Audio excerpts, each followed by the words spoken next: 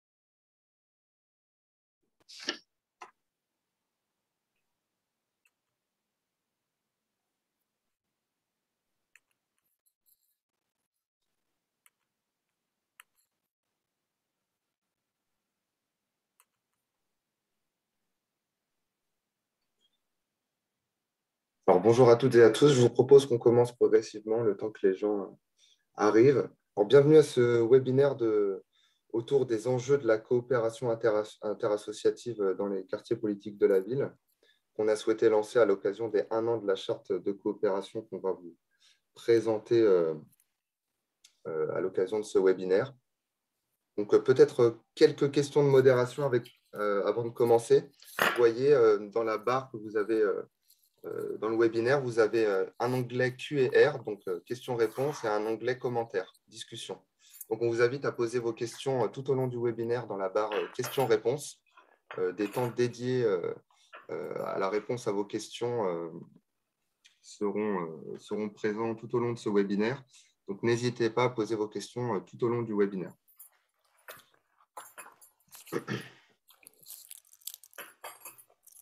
Alors, au programme de ce webinaire, on aura une présentation dans un premier temps des enjeux de la coopération interassociative par Claire Tory, présidente du mouvement associatif, et Tariq Touaria, président de la Fédération des centres sociaux. On aura une illustration concrète dans un second temps d'un projet de coopération interassociative porté par la Ligue des droits de l'homme qui s'intitule Citoyenneté, quartier, fraternité, droit pour l'égalité. Ensuite, ce sera l'occasion de vous présenter cette fameuse charte de la coopération interassociative. Et pour l'illustrer concrètement, on aura un témoignage de Cyril Carto, co-directeur d'ID37 et membre du réseau ouvert de la coopération, puisque le réseau ouvert de la coopération s'est saisi de cette charte finalement pour la décliner au niveau territorial et en faire un véritable outil au service d'un espace d'échange et de concertation entre les acteurs associatifs du département d'Indre-et-Loire œuvrant dans les quartiers politiques de la ville. Et puis, on finira par une intervention de Madame la ministre Nadia Hay, qui nous rejoindra à 10 heures, pour finalement avoir son regard sur les enjeux de la coopération, avoir son regard aussi sur comment le ministère finalement soutient ces dynamiques et quel regard elle porte sur la charte. Avant de commencer, je vous propose peut-être quelques questions un peu brise-glace. Alors, je vais lancer un petit sondage et je vous invite à y répondre.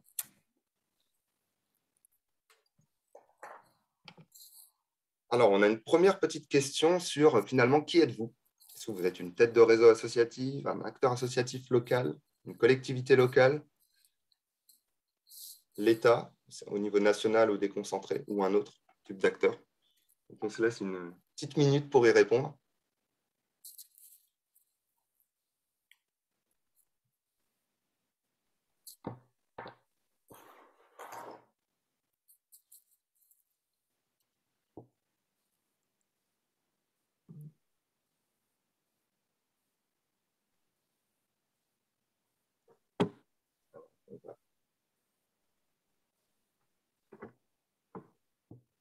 On va mettre fin à cette première question dans 10 secondes.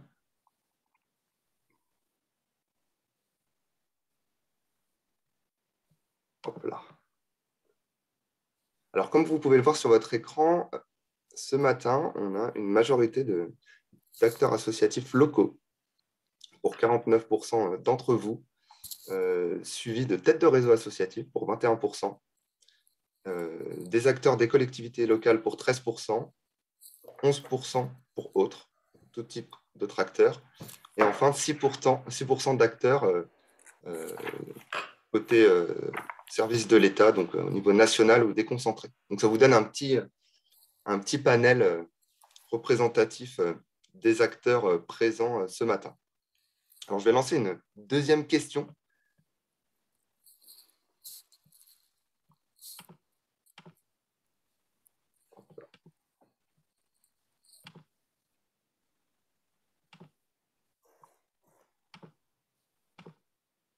Alors là, c'est pour finalement sonder un peu votre état d'esprit ce matin. Parce que vous êtes plutôt encore un café et ça va aller, débordé en cette fin d'année, je vais écouter d'une oreille, ou finalement hyper attentif.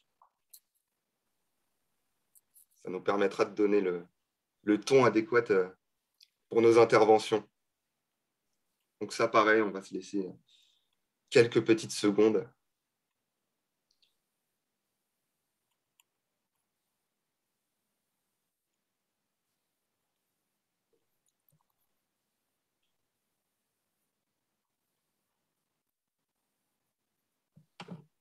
Là, on va mettre en sondage. Alors, pour la majorité d'entre vous, c'est encore un petit café et ça va aller. Et pour 31% d'entre vous, c'est débordé en cette fin d'année, je vais écouter d'une oreille. Et pour 24% d'entre vous, c'est hyper attentif. Bon, écoutez, pour la majorité, c'est encore un café et ça va aller. Donc, vous devriez survivre à ce webinaire.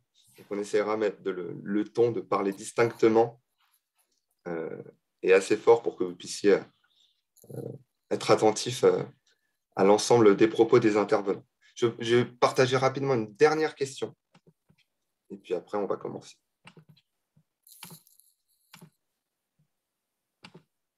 Alors là, l'idée, c'est plutôt de sonder votre connaissance de la charte. Est-ce que finalement, vous l'avez déjà lue, vous êtes signataire, vous l'avez mis en œuvre sur votre territoire, ou vous ne l'avez pas encore lue? Et c'est l'occasion, du coup, de la découvrir à l'occasion de ce webinaire.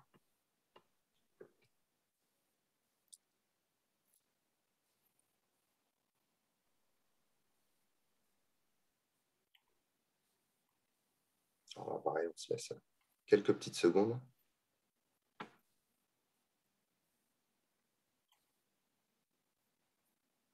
Hop là, on va mettre en sondage.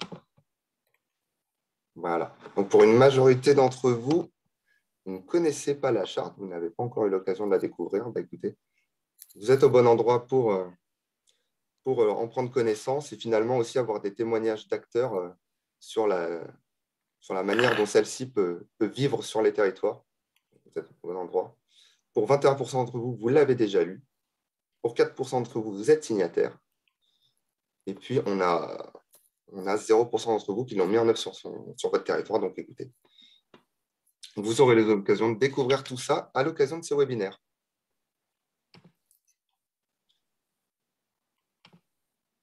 Hop là.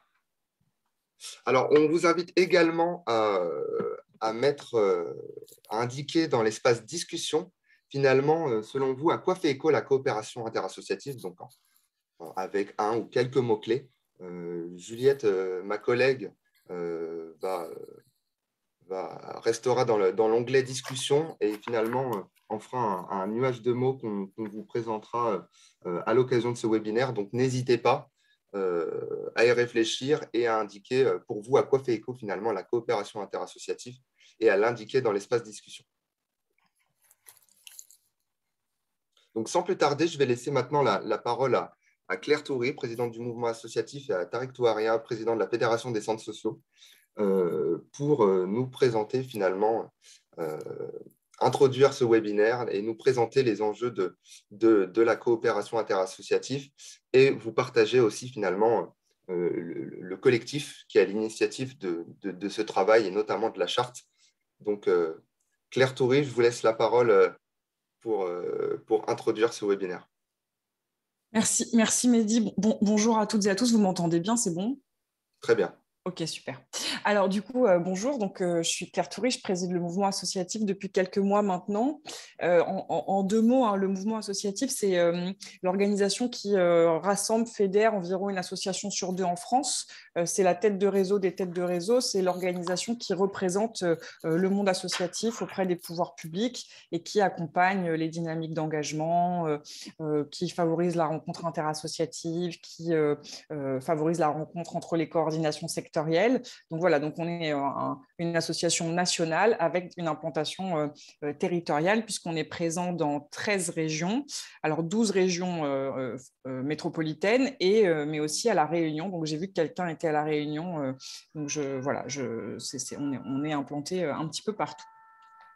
Alors, plusieurs éléments. D'abord, la coopération, c'est un élément qui est absolument central dans le fait associatif. L'association, finalement, c'est la convention par laquelle deux ou plusieurs personnes mettent en commun, d'une façon permanente, leurs connaissances ou leurs activités dans un but autre que de partager des bénéfices, donc dans un but non lucratif. Et donc, on constate que la coopération, malheureusement, entre les associations, elle n'est pas automatique, notamment dans un contexte d'appel à projets, de marché public et de baisse de financement public qui peut parfois tendre à la concurrence. Alors, la coopération, c'est différent de la mutualisation. Ça nous semblait important de revenir là-dessus ce matin. La coopération interassociative, elle peut se définir comme le rapprochement entre plusieurs associations par la mutualisation de moyens, des moyens financiers, des moyens humains, relationnels, matériels, afin de partager un projet. C'est assez différent de la mutualisation puisque la motivation de la coopération n'est pas seulement économique, elle est même souvent bien différente. Elle en appelle à la solidarité, à l'entraide, à l'intelligence collective. Alors, des éléments de contexte maintenant sur les enjeux de coopération interassociative dans les QPV, dans les quartiers politiques de la ville. Finalement, plus qu'ailleurs, dans les quartiers politiques de la ville, les associations ont choisi de se rapprocher, de coopérer pour répondre à des besoins sociaux grandissants dans un contexte économique assez contraint. Alors, pourquoi ? Il y a trois raisons qui apparaissent. Sur le plan économique, parce que, je l'ai déjà dit, hein, mais et puis vous le savez par cœur, évidemment, les subventions publiques diminuent, les marchés publics prennent de plus en plus de place dans le cadre des contrats de ville. Donc ça, c'est un premier point. Un deuxième point, c'est sur le plan institutionnel. Cette fois, la réforme territoriale, vous le savez, elle a complexifié le maillage administratif en réorganisant les compétences dévolues aux collectivités territoriales. Et donc, ça nécessite de la part des associations l'acquisition de nouvelles compétences dans la recherche d'interlocuteurs. Sur le plan social, enfin, on a un contexte de paupérisation quand même de plus en plus grand dans ces quartiers notamment, et donc une augmentation massive des besoins sociaux qui rend encore plus indispensable le travail de ces associations. Alors, je ne sais pas si vous avez vu passer ça, mais on a conduit plusieurs enquêtes Covid depuis le mois de mars 2020. Une première en mars 2020, une deuxième en avril 2020 et une troisième en juin 2021 sur la situation des associations face au Covid dans le contexte de crise sanitaire. Ça nous semblait intéressant de partager avec vous quelques éléments qui ressortent de cette enquête, particulièrement sur les associations qui œuvrent dans les quartiers politiques de la ville. Alors, premier élément, pour les associations qui œuvrent dans les quartiers politiques de la ville, on voit qu'il y a un meilleur maintien de l'activité par rapport à l'ensemble des associations. 2 fois plus d'associations en QPV indiquent avoir dû faire face à un surcroît d'activité par rapport à la moyenne nationale. Dans les associations qui œuvrent dans les QPV, on a des difficultés concernant le bénévolat qui est plus important qu'ailleurs. On a une perte de revenus d'activité qui est aussi plus importante par rapport à la moyenne nationale. On a une baisse des ressources provenant des cotisations qui est elle aussi plus importante par rapport à la moyenne nationale. Et on a une augmentation des coûts qui sont générés par la crise. Pour ce qui est de la reprise d'activité, les préoccupations des associations qui œuvrent dans les QPV, elles sont finalement partagées par l'ensemble des associations, voir revenir les adhérents et les bénévoles. Ça fait partie des choses absolument essentielles. Ce qui distingue peut-être les associations qui œuvrent dans les QPV par rapport aux autres, c'est une préoccupation plus importante que les autres concernant la gestion d'un surcroît d'activité qui n'est pas forcément le cas, enfin, c'est pas forcément le cas pour toutes les structures associatives. Dernier point, on observe pour ces associations, ce n'est pas les seules, mais pour ces associations-là, un besoin très important concernant la recherche de financement et la mobilisation des outils numériques. Donc voilà, ça fait partie des éléments qu'on avait envie de vous partager ce matin. Peut-être pour finir, puis après je laisserai la parole à Tariq, pourquoi est-ce qu'on a voulu initier cette démarche? Pourquoi est-ce qu'on a voulu porter cette charte qui a déjà 1 an maintenant, et notamment avec la Fédération des centres sociaux? Alors, le mouvement associatif, je vous l'ai dit, on est vraiment une tête de réseau, donc on rassemble tous les secteurs et tous les champs en notre sein. Et on a voulu s'appuyer sur la diversité des réseaux qu'on rassemble pour permettre une meilleure connaissance de l'action des acteurs associatifs dans les quartiers prioritaires de la politique de la ville, pour renforcer les complémentarités, pour densifier les coopérations. On a eu aussi envie d'animer une réflexion partagée, donc de tous les réseaux, sur les enjeux d'implication des habitants. Et donc, pour faire ça, on a échangé et ça nous semblait extrêmement pertinent que la Fédération des centres sociaux et socioculturels de France soit chargée de l'animation de cette démarche, puisque c'est un acteur qui est extrêmement reconnu sur ces sujets et qui est par ailleurs membre de 2 coordinations du mouvement associatif, le CNAGEP et l'UNIOPS. Voilà. Merci à toutes et à tous et puis très bon webinaire et je passe la parole tout de suite à Tariq. Bonjour à toutes et à tous. Merci Claire. En fait, la démarche elle a été initiée en 2019 par un groupe de travail qui a regroupé beaucoup de têtes de réseau. Donc, à l'initiative du mouvement associatif et animé par la Fédération des centres sociaux et socioculturels de France. Donc, comme le disait Claire, effectivement, visant à permettre une meilleure connaissance de l'action des acteurs associatifs dans les quartiers prioritaires politiques de la ville, renforcer leur coopération renforcer leur complémentarité et densifier leur coopération. Donc, groupe de travail qui avait pour objectif d'étudier, de formuler ensemble des propositions qui renforcent ces coopérations pour mieux répondre aux aspirations et aux besoins des habitants des quartiers populaires. De développer des stratégies coordonnées et concertées entre les associations pour répondre aussi aux besoins des territoires sur lesquels il y a une vie associative qui est insuffisante. Le groupe de travail était composé de 26 acteurs associatifs. Hein. Je vais pas les citer tous, ils apparaissent à la fin de la charte, mais il y a quelques acteurs qui étaient particulièrement impliqués, en plus du mouvement associatif et de la fédération, Passons-nous, Bleu Blanc Zèbre, ID37, la Ligue des droits de l'homme, l'UFOLEP, Unicité et Voisins Malins. Donc ce groupe de travail, hein, il s'est réuni une quinzaine de fois pour travailler donc sur les enjeux des quartiers prioritaires politiques de la ville. Il y a eu deux grosses productions, on va dire, de ce groupe de travail, un plaidoyer et une charte. Ce qui nous rassemble, c'est la charte, mais je pense que ça vaut le coup quand même de parler 30 secondes du plaidoyer, puisque l'idée, c'était de formuler des propositions à partir des thématiques autour du soutien à l'emploi pour les petites associations employeuses jusqu'à 2 ETP, sur la question de l'expression et de la place des associations qui sont non fédérées, qui sont non rattachés à un réseau, à une en lien avec une tête de réseau, sur la participation des habitants et d'affirmer haut et fort qu'une politique publique sans consultation et participation des habitants nous pose question. Et puis aussi affirmer haut et fort le besoin d'une coopération interassociative dans les quartiers prioritaires politiques de la ville. Voilà donc de quoi parle le plaidoyer. Je vous invite à le retrouver sur le site du mouvement associatif.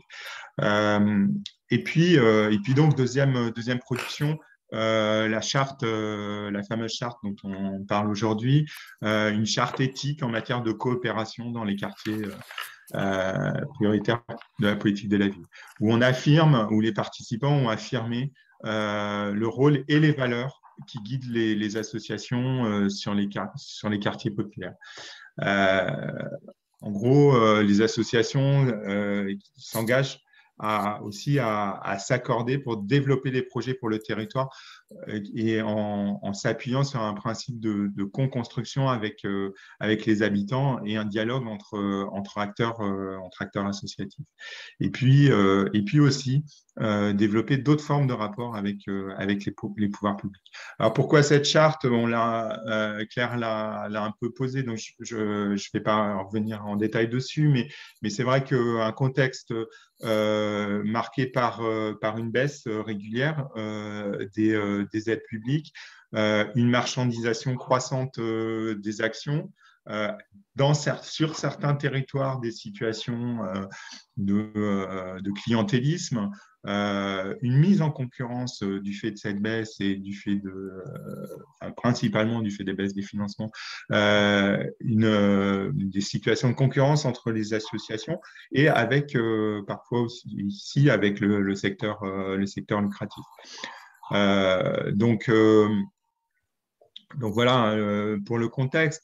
Et puis c'était aussi l'occasion, comme je l'ai dit, de s'accorder sur les valeurs et les principes qui doivent guider les coopérations dans les quartiers prioritaires de la politique de la ville. Donc vraiment, il y a aussi dans cette charte, et c'est pour ça qu'on parle de charte éthique, un positionnement éthique s'appuyant sur des valeurs et des principes. Donc cette charte, elle a été lancée en novembre 2020. Donc on est en gros à son anniversaire. À ce jour, plus de 130 signatures. Donc on relance à travers ce webinaire la mobilisation pour des signatures beaucoup plus importantes, parce que on pense que raisonnablement on pourrait être beaucoup plus nombreux à se reconnaître et à signer cette charte.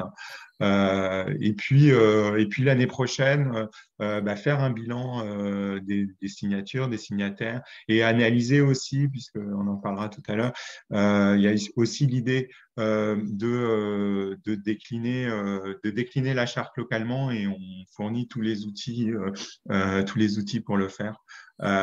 Et aussi d'identifier donc en 2022 les bonnes pratiques autour de cette charte qui puisse enrichir les coopérations un peu partout en France. Voilà, j'en ai terminé. Je passe la parole à Mehdi.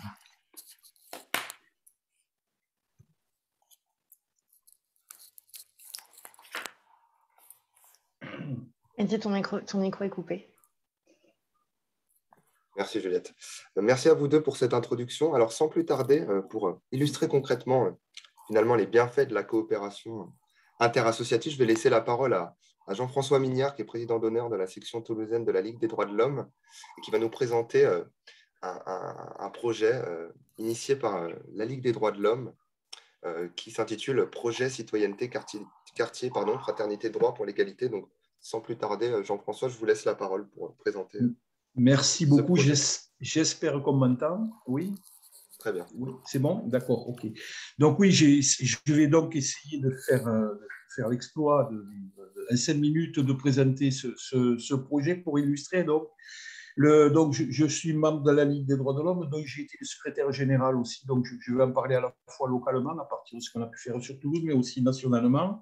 Ce projet a croisé ce dont on parle aujourd'hui, c'est-à-dire la dynamique autour de la charte, puisqu'il a démarré, en gros, on va dire, en 2017. Tout le monde connaît la Ligue des droits de l'homme comme une association qui est une association ancienne, traditionnelle, quasiment une institution de la République.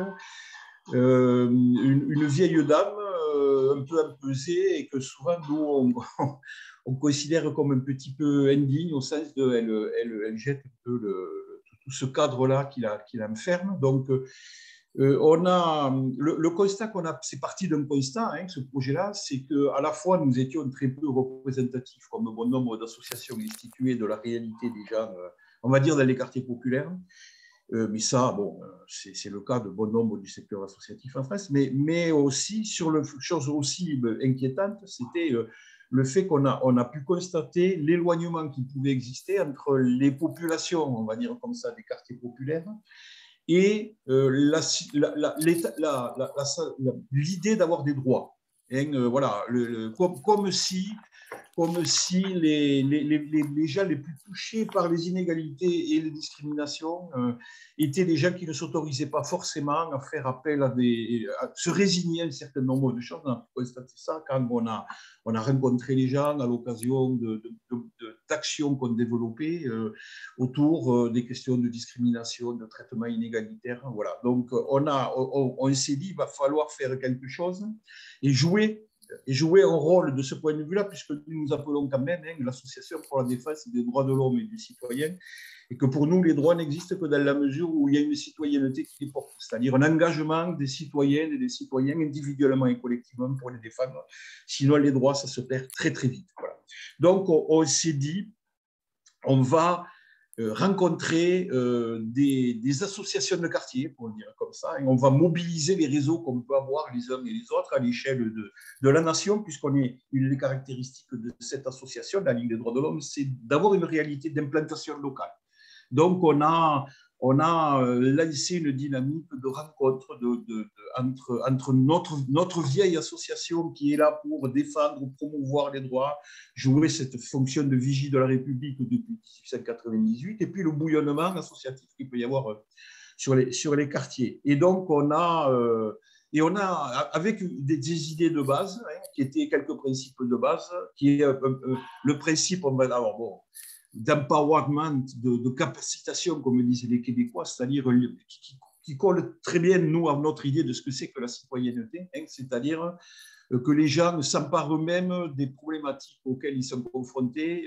Et c'est un enjeu majeur, à la fois de citoyenneté, c'est un enjeu de cohésion sociale aussi, à force de laisser les gens au banc de la citoyenneté du droit, on le paie très très cher, on l'a vécu dans notre pays. Donc, ne pas donner des leçons aux gens, mais essayer de voir un partenariat à l'horizontale entre cette association, nos compétences, notre notoriété, on a un savoir-faire sur le droit, la défense et la réalité et des gens qui sont au turbin, un peu sur le terrain. Donc, on a d'une part fait ce travail-là d'identification fortement porté par un projet financé à l'origine Open Society, avec des relais aujourd'hui de financement public.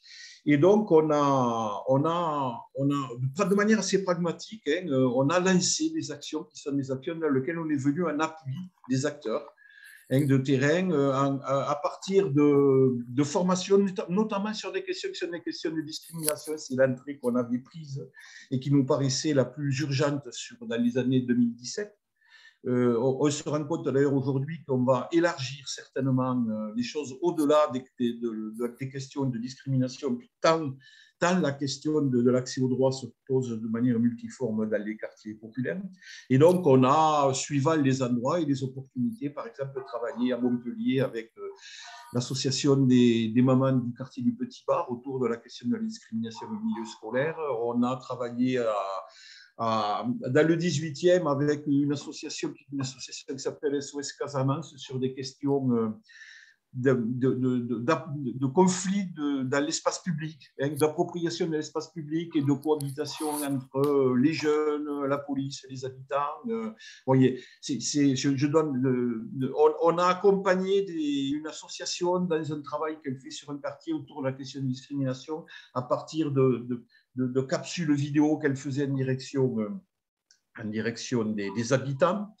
Hein, on a donc, on a amené, on va dire, à la fois la notoriété, quand on discute avec des associations, ce qu'on leur amène, c'est quand on développe quelque chose avec la LDH, on bénéficie d'une certaine manière là, du logo de la LDH, mais aussi le fait de transmettre des valeurs, de former les gens à la question qui est la question du droit et de l'accès au droit, sans se perdre dans des méandres qui sont des méandres juridiques. On a traité de la question du logement, de l'accès à l'emploi, des relations police, habitants, jeunesse. Voilà, on a toute une série de thématiques. Et on a aussi, par ailleurs, en même temps, veillé à ce que nos partenaires sur les différents terrains, hein, on a eu en gros une expérimentation pendant 2 ou 3 ans sur une vingtaine de territoires en France, se mettent même en réseau dans le cadre le dispositif qu'on appelait effectivement CQFD, pour l'égalité, on a créé une charte, c'est-à-dire un cadre qui nous permettait un peu de discuter entre nous, c'est-à-dire les associations de quartier et la Ligue des droits de l'homme, avec un objectif à la fois de mutualisation des moyens, mais de réflexion, d'expérimentation pour essayer de modéliser et de développer, de décliner des expériences un peu partout sur le territoire. Voilà. Un dernier mot pour rester dans les 5 minutes qui me sont imparties. Comme je pense que je n'apprendrai à personne le fait que la pandémie, le Covid, a mis un sacré coup de frein sur les activités qui sont les activités associatives. On a aussi été frappé par ça et on est en train de péniblement, difficilement, relancer la dynamique qui a été un petit peu quand même enrayée par le coup de gel du Covid et du confinement.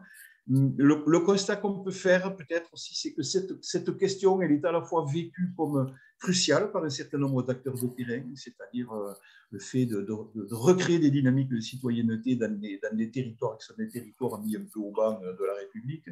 Et en même temps, c'est particulièrement difficile tant les écarts se sont creusés et les chocs interculturels ayant du mal à déclencher un petit peu des étincelles. Voilà. J'ai dépensé mes 5 minutes.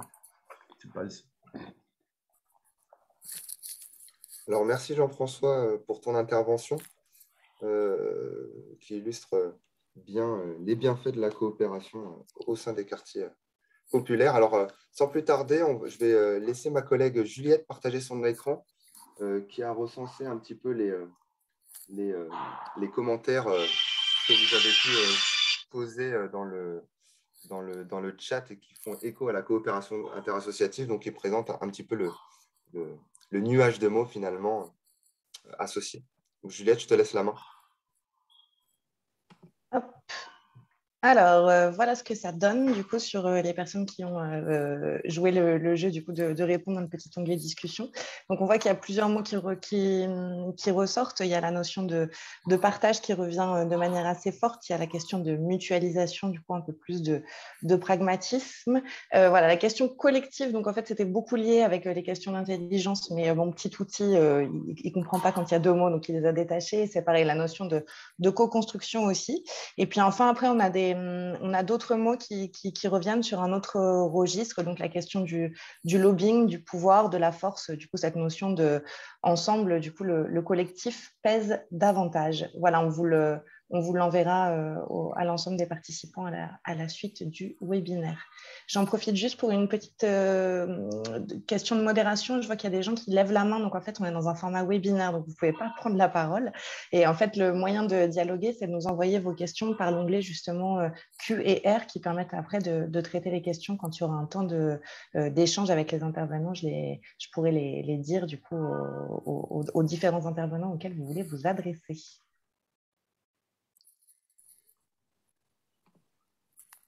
Merci Juliette. Alors, sans plus tarder, maintenant, je vais laisser la parole à nos trois intervenants, donc Audrey et Bénédicte de Passannou et Adrien de Bleu-Blanc-Zèbre, qui vont nous présenter la charte de coopération, cette fameuse charte de coopération interassociative dans les quartiers politiques de la ville. Donc, Audrey, Bénédicte, Adrien, je vous laisse la parole. Alors, c'est moi qui vais démarrer très rapidement, simplement pour, je ne reviendrai pas pourquoi cette charte, puisque cette charte a déjà été expliquée par nos deux intervenants nationaux, le mouvement Claire et puis Tarek. Par contre, pourquoi Passons-nous s'est engagé dans cette aventure? Je trouve que c'est important de le rappeler. On a été sollicité par la Fédération des centres sociaux et avec qui nous avons un certain nombre de coopérations. Mais nous sommes aussi une association qui regroupe des collectifs ou des associations très locales et parfois les relations ne sont pas toujours simples au plan local entre les associations, les petits collectifs d'habitants, les tables de quartier et les tables de quartier sont une de nos coopérations avec la Fédération des centres sociaux qui s'est bien passée et qui se poursuit d'ailleurs aujourd'hui.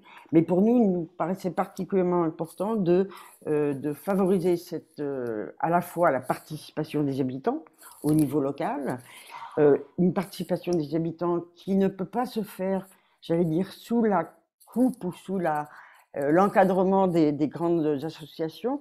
Et c'est pour nous l'intérêt de cette charte, c'est qu'effectivement, tous les acteurs de proximité, qui sont sur les territoires, coopèrent ensemble et il faut promouvoir cette coopération parce que seul, on n'arrivera pas à grand-chose, mais par contre, collectivement, on peut effectivement faire valoir les habitants. La deuxième, le point de vue des habitants, le point de vue des associations qui existent dans les quartiers, quelle que soit leur taille. Pourquoi faire valoir? C'est parce que nous pensons qu'effectivement les habitants et les collectifs, les associations ont une expertise. C'est eux qui vivent au quotidien dans les quartiers.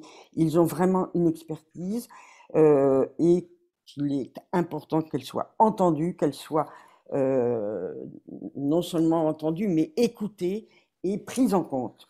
Et la coopération entre les différents acteurs des territoires est un élément très important pour cela. Et enfin, quand on parle que les acteurs des territoires doivent être pris en compte, il faut aussi savoir que les acteurs des territoires ne sont pas forcément d'accord entre eux, ils ont des intérêts parfois contradictoires et il faut ouvrir les espaces de dialogue, les espaces de débat contradictoires. Hein. Je pense que là-dessus, il ne faut pas en avoir peur par moment et c'est là l'importance de cette charte, c'est qu'effectivement, c'est une occasion hein, de pouvoir mettre en débat les intérêts dans les différents territoires pour aboutir à une coopération réelle et pas seulement une coopération dans un cadre de baisse des financements publics ou autre. Voilà, je pense qu'il y a une intelligence collective, pour reprendre le terme qui a été dit juste à l'instant par Juliette, il y a une intelligence collective, encore faut-il organiser le débat autour pour que cette intelligence collective prenne vraiment non pas le dessus, mais soit réellement entendu par les pouvoirs publics par rapport aux besoins et qu'il y a dans les quartiers populaires. Voilà, pour moi, c'est vraiment un des aspects les plus importants de cette charte et c'est pour la raison pour laquelle nous avons été jusqu'au bout pour soutenir cette charte. Faire entendre la voix des habitants des quartiers populaires, c'est quand même très difficile. On organise pour l'instant un tour de France pour l'instant, on a fait 25 étapes à peu près dans différentes villes de France. Et c'est là aussi l'occasion de rencontrer des collectifs, des associations. On est accueillis par des gens qui ne sont pas forcément des militants de Passons-nous. Ce sont des personnes qui ont un intérêt à défendre les besoins des quartiers, hein, les besoins qu'il y a dans les quartiers. Et c'est aussi, ça s'inscrit bien dans cette idée de coopération entre tous les acteurs sur un territoire. Je vais peut-être laisser la parole à Audrey pour décliner la suite c'est-à-dire non seulement les valeurs communes, mais aussi les engagements généraux autour de cette charte. Béné. Alors bonjour à tout le monde. Donc effectivement, cette charte, elle se donne l'ambition d'avoir des valeurs communes autour desquelles tous les collectifs qui ont travaillé sur cette charte se sont réunis et qui sont des valeurs qui traitent de la solidarité. La solidarité face à un contexte où il y a une mise en concurrence des associations, où il y a de moins en moins de dotations publiques. On a tout intérêt à être solidaires les uns avec les autres, d'autant plus avec ce contexte qui est de plus en plus difficile et qui va l'être dans les années à venir. La transparence également, qui est une autre valeur qui est portée par le collectif et par cette charte. La transparence dans les informations qui sont véhiculées avec les pouvoirs publics, mais aussi les pouvoirs publics vis-à-vis de nous, les associations collectives d'habitants. Voilà. Ensuite, ce qui nous semblait intéressant et important à défendre, c'est des engagements généraux qu'on a les uns avec les autres. Alors, ces engagements, ils sont déclinés de plusieurs manières, mais l'idée générale, c'est quand même que les habitants, les collectifs, les associations puissent faire une veille partagée, concertée, pour faire remonter des informations de la situation dans la vie des quartiers au niveau des pouvoirs publics et des acteurs publics. D'autant plus qu'on sait qu'il y a de moins en moins de services de l'État qui sont localement dans les quartiers. Et donc, c'est aussi de plus en plus difficile de pouvoir faire remonter des informations. Ensuite, Béné en parlait, mais la question du débat contradictoire, ça semble important. L'idée, ce n'est pas forcément d'être d'accord, mais c'est bien de faire émerger des problématiques et d'en discuter tout au long d'un processus de projet, par exemple. Ensuite, il y a vraiment la question de la concertation et de la participation des habitants. Alors ça fait... beaucoup l'ont dit avant nous et ça sera dit après nous. Et cette charte ne fait que réaffirmer l'importance de finalement la participation citoyenne. Alors, elle s'exprime soit au travers des conseils citoyens, que peut-être vous connaissez, mais pas seulement. Il y a aussi plein d'autres espaces dans lesquels les habitants, les collectifs peuvent s'exprimer. Bénédicte parlait des tables de quartier. Les tables de quartier, c'est un espace d'expérimentation dans lequel les habitants peuvent proposer des actions pour améliorer leurs conditions de vie au quotidien. Et l'idée, c'est que soient soutenues ces initiatives. Ensuite, au niveau des engagements généraux, donc il y a d'autres formes de rapport avec les pouvoirs publics. On sait que ce contexte, il est avec la question des appels d'offres, des marchés publics, ça nous met en logique de concurrence et donc ça produit parfois une logique de clientélisme vis-à-vis des pouvoirs publics. Les associations ne sont pas des appendices de l'État, elles doivent garder une forme d'indépendance dans la manière de mettre en œuvre des actions. Voilà. Il y a aussi la question des moyens, évidemment, la question des moyens à répartir équitablement entre toutes les associations, grandes ou petites, et pas de captation des financements par les grosses associations au détriment des petites. Et sur la question des financements, c'est aussi défendre l'idée d'avoir des financements pluriannuels et pas 2 000 euros par-ci, 5 000 euros par-là qu'il faut demander à chaque financeur avec des bilans intermédiaires. Voilà, s'il y a des acteurs associatifs ici, on est sur la fin de l'année, il faut remplir les bilans, c'est de plus en plus de pression et aussi l'accès à Internet, ne serait-ce que de voir compléter des dauphins, par exemple, pour les financements politiques de la ville, c'est une galère quand on ne sait pas faire ou quand on n'a pas été formé à faire ça, surtout quand on est bénévole de petites associations. Donc ça, c'est aussi défendre l'idée qu'il faut des financements pluriannuels et des financements de fonctionnement et pas que d'action pour pérenniser des postes quand il y en a. Et enfin, c'est la question de l'information, faire circuler l'information. Alors, il y a ce format, il y a ce webinaire, mais nous, avec Passons-nous, là, Béné en parlait, le Tour de France, nos quartiers ont de la gueule, d'aller sur le terrain, même s'il y a le Covid, même si la situation sanitaire n'est pas simple, il faut se remettre dans les quartiers, en bas des immeubles, sur les marchés. Nous, c'est ce qu'on a fait là pendant 1 mois et demi et c'était passionnant. Et je laisse la parole à Adrien Béné pour la suite, puis Adrien. Donc, je reprends la parole simplement très rapidement sur l'intérêt pour les habitants. Voilà. en regrettant d'ailleurs que ne soit dans cette charte de coopération interassociative, on n'ait pas mis intérêt pour les pouvoirs publics de cette participation des habitants. Pour nous, c'est vraiment une question importante parce que la connaissance quotidienne de ce qui se passe dans les quartiers, elle vient des personnes qui vivent dans les quartiers. Alors c'est sûr que participer aux étapes du Tour de France, participer dans tous les projets de la politique de la ville, aux projets de rénovation urbaine, comme on voit comment les habitants se mobilisent, ça leur permet aussi à eux une montée en compétences. Hein. C'est évident, ils vont apprendre à animer. On a fait un bilan de la première expérimentation des tables de quartier. On voit bien comment ça a pu permettre à des habitants de se former à l'animation, à la prise de notes, à des choses très classiques. Mais c'est une dimension importante et c'est d'autant plus intéressant pour les pouvoirs publics d'avoir des habitants face à eux qui effectivement sont capables d'argumenter, de discuter et pas forcément d'être au rendez-vous ou aux convocations des pouvoirs publics. Voilà.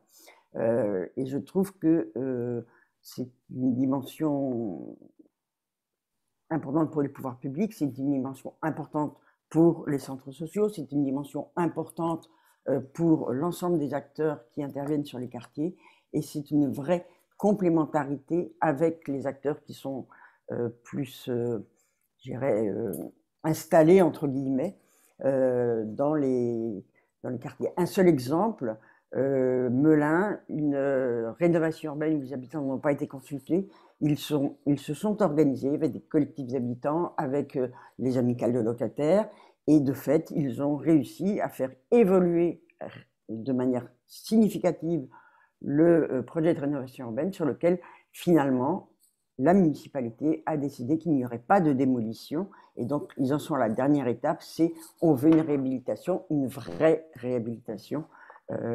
Voilà. Et ça, cette compétence-là ne l'ont que ceux qui vivent le quartier, le font vivre, toujours dans un débat contradictoire, parce que peut-être que certains auraient souhaité une démolition, majoritairement non.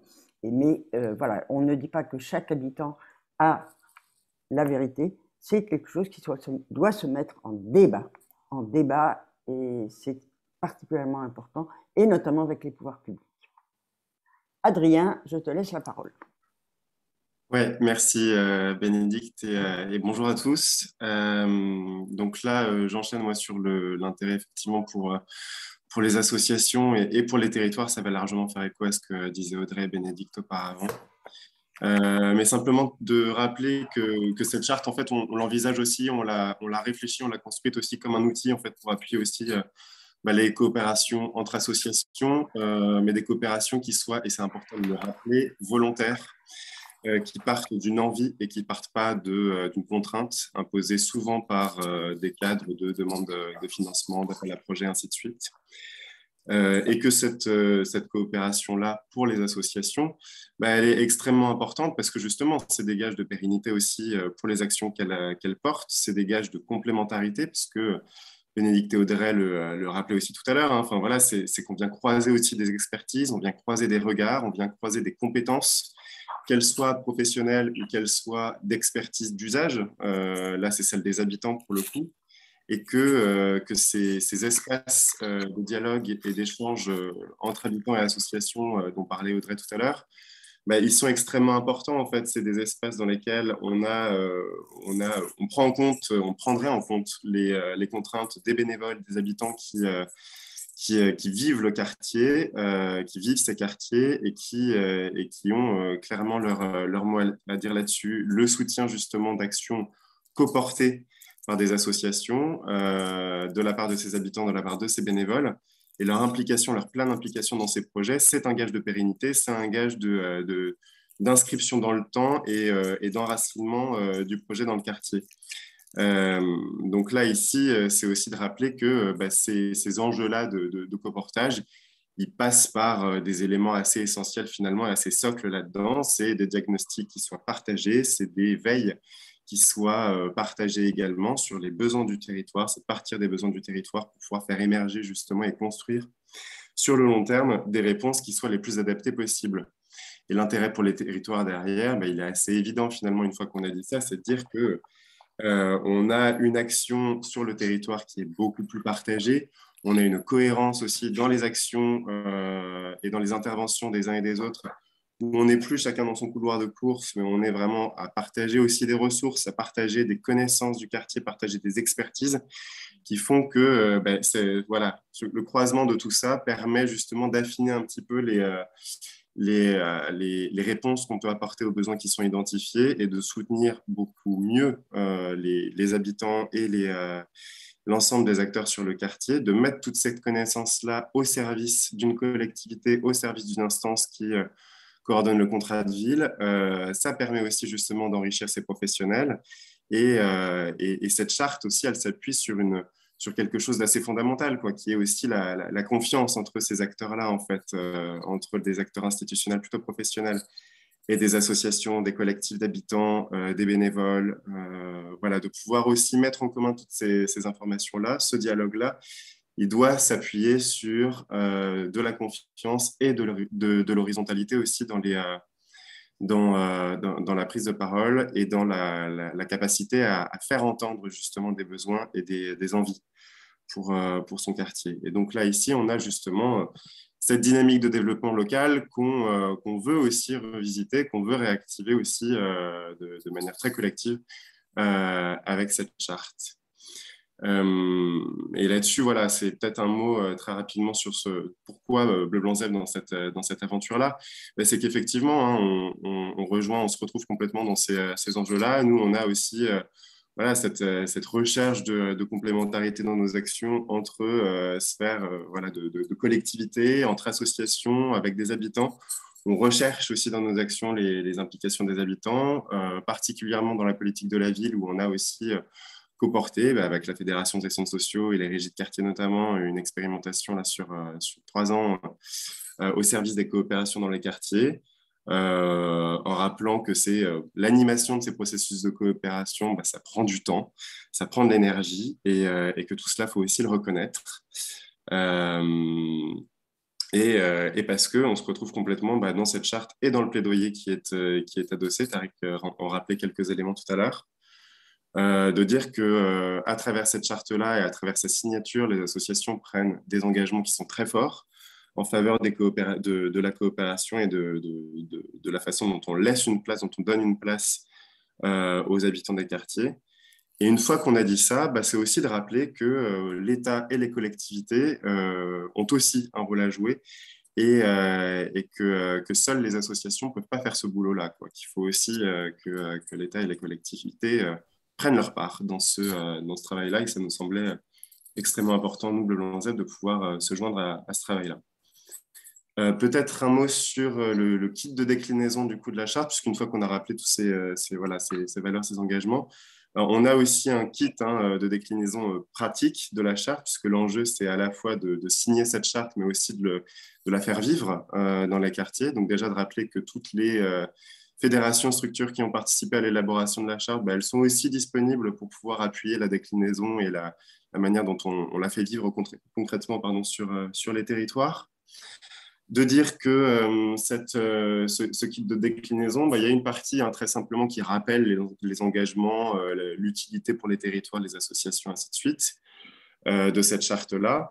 Il y a aussi justement toute une série d'éléments qui sont voilà, des jalons, on va dire, qu'on vient conseiller de poser localement pour faire vivre ces coopérations, pour animer ces espaces d'échange, de dialogue, de partage, pour pouvoir justement mener des diagnostics, partager des besoins identifier des besoins sur le quartier et partager du coup une action sur la durée. Donc ce kit-là, il est à retrouver sur le site du mouvement associatif notamment, et il est extrêmement important pour nous à pouvoir, pour pouvoir décliner cette charte très concrètement. Et un dernier mot pour rappeler qu'aujourd'hui, on est à 130 associations, 130 acteurs qui ont signé cette charte et que sur ces 130 structures, près d'un tiers la décline effectivement. On va entendre Cyril juste après nous parler justement de ce que c'est concrètement de décliner la charte. En tout cas, ça nous paraît vraiment important de pouvoir partager le plus largement possible cette charte-là, parce que ce sont souvent des valeurs qui sont déjà, que les associations pour la plupart font déjà vivre localement, mais que ça vient un petit peu rappeler et sanctuariser ces valeurs-là, de dire que de la décliner, c'est effectivement extrêmement important, que ce soit dans les quartiers de la politique de la ville, mais aussi dans tous les territoires en France, y compris les territoires ruraux. Je voyais dans les commentaires que certains d'entre vous le rappelaient, et effectivement, c'est hyper important. Et donc, voilà, je pense que je vais laisser la main à Cyril qui va nous parler de la manière dont il décline effectivement cette charte. Merci. Oui, bonjour à tous. Je suis Cyril Carto, je suis co-directeur d'une association à Saint-Pierre-des-Corps, à côté de Tours, qui s'appelle ID37, mais je parle au nom d'un collectif, le ROC, le réseau ouvert de la coopération. Petite blague et petit préambule, on est au cœur d'un quartier prioritaire ici, on est au rez-de-chaussée d'une tour d'habitat social, et quand il y a des problèmes de chauffage, les plombiers tapent sur les chauffages et toute la tour en profite. Donc, il est possible que dans vos oreilles, vous entendiez des bruits de marteau sur les chauffages. Voilà. Et il ne fait pas chaud dans nos bureaux ce matin. Voilà. Mais ça, c'est des choix de l'habitat collectif. Blague à part. En tout cas, merci déjà pour l'invitation. C'est vrai que j'ai été attentif au début aux travaux sur cette charte de coopération interassociative parce que localement, en Indre-et-Loire, on a quelque chose, le ROC, le réseau ouvert de la coopération, qui est un collectif ouvert d'acteurs associatifs, quelques coopératives aussi engagées sur les différents quartiers prioritaires de la métropole de Tours, qui réunit des assos culturels, santé, mobilité, éducation, insertion. Bref, un panel extrêmement large de structures qui peuvent être de taille très modeste, avec pas de salariés ou très peu, comme des associations qui ont pignon sur rue depuis des années, avec un fort salariat et qui ont une place relativement importante sur la politique de la ville. Ça, c'est le ROC en Indre-et-Loire. Hop, je veux bien que tu changes de diapo. Hop, voilà, merci. Donc, ce qui nous réunit, pourquoi le ROC a été créé? Bien, c'est en 2015.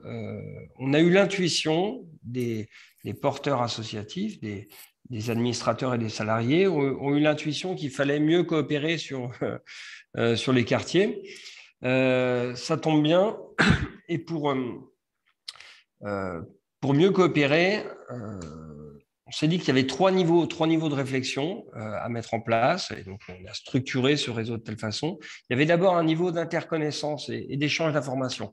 On avait besoin de se causer entre acteurs associatifs, parfois proches, parfois intervenant sur le même quartier, parfois intervenant sur des sujets similaires. Et pour autant, la discussion, si elle n'est pas organisée, si elle n'est pas structurée, elle ne se fait pas naturellement. Chacun est rapidement la tête dans le guidon, dans ses activités.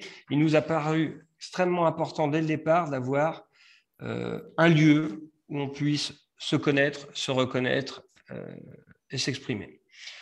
Ensuite, rapidement est venue l'idée qu'il fallait construire ensemble. Une fois qu'on se connaît et que finalement, on s'est aperçu qu'on partageait un socle de valeurs communes et puis on était engagé dans des actions proches, au final, pour les habitants, pour une dynamique territoriale, eh bien, on est plus fort à plusieurs, en tout cas, c'est ce que nous pensons. Et donc, comment on s'engage vers des actions ensemble, de co-formation, de coproduction, des actions communes.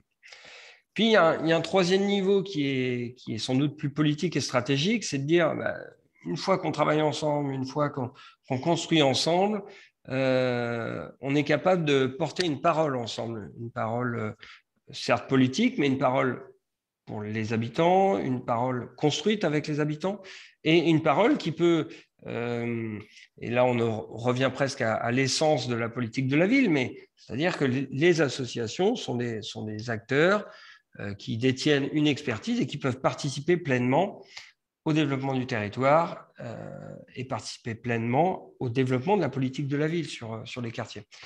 Donc ça, c'est le ROC depuis 2015, alors avec une montée en puissance, une structuration, certes, mais on est toujours un peu sur ces trois niveaux, avec des associations qui parfois se positionnent davantage sur le niveau d'interconnaissance, parfois ont un rôle beaucoup plus engagé, beaucoup plus politique.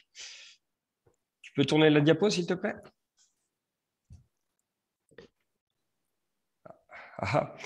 Donc voilà, on retrouve assez naturellement un ancrage à différents niveaux avec des membres informés qui sont sur le niveau interconnaissance, des membres coopérants qui sont au niveau co-construction, niveau 2, et puis des membres qu'on appelle membres engagés qui participent à la construction de cette stratégie, de cette parole politique.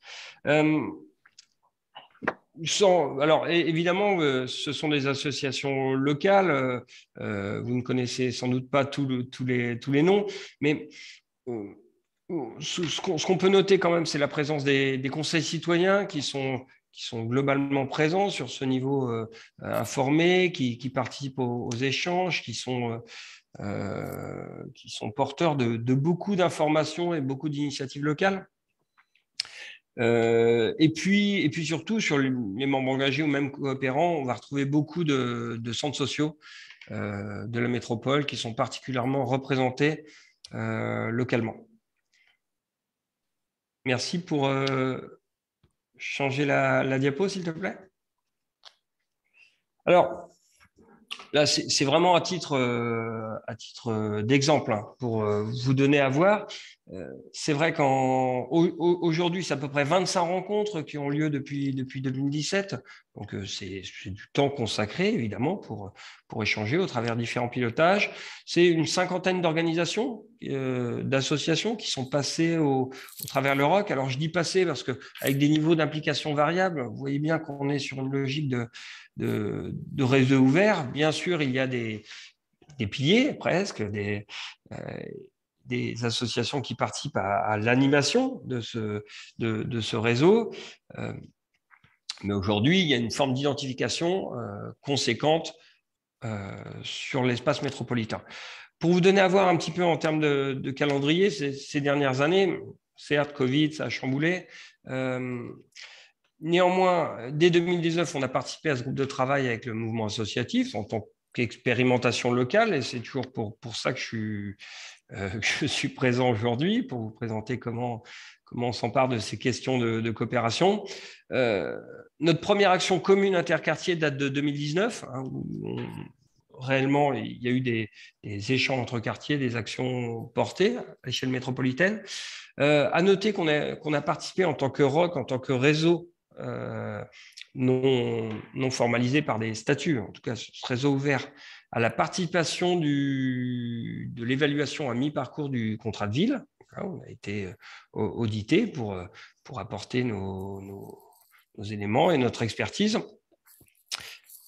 En 2020, forcément, la crise Covid, le ROC s'est très fortement mobilisé, d'abord pour trouver des réponses immédiates auprès des habitants, comment on s'organise, il a fallu apporter des réponses, et puis s'est mobilisé aussi sur une parole plus politique, ou en tout cas plus stratégique, où le ROC a appelé le soutien de Madame la préfète en Indre-et-Loire et le président de la métropole pour s'assurer que sur cette période terrible pour les assos et les habitants, que le soutien serait bien présent. Soutien matériel, soutien financier aussi sur les projets qui ont été engagés.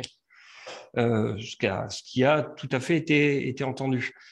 Et puis en 2021, il y a eu un temps d'appropriation de la charte. On a invité le mouvement associatif pour présenter cette charte auprès des associations du ROC et pour tendre vers une signature.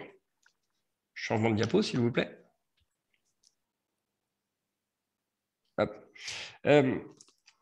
Alors, pourquoi cette charte ? Pourquoi on en est arrivé à la charte ? Parce que c'est vrai que le ROC est un collectif, n'a pas d'entité juridique.